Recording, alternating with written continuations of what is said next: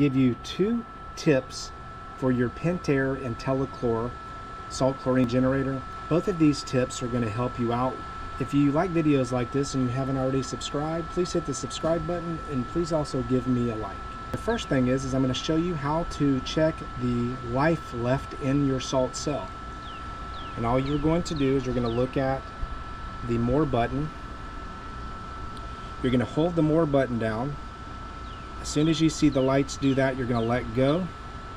And as we can see, it's 80%.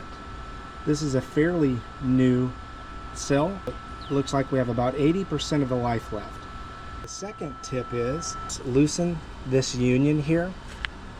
When it starts to leak, you would just take a test strip and you would just put it right where it's dripping. If you get a chlorine reading, let's say you get a high chlorine reading, then you know that this salt cell is working. Maybe it just cannot keep up and you might need to shock your pool.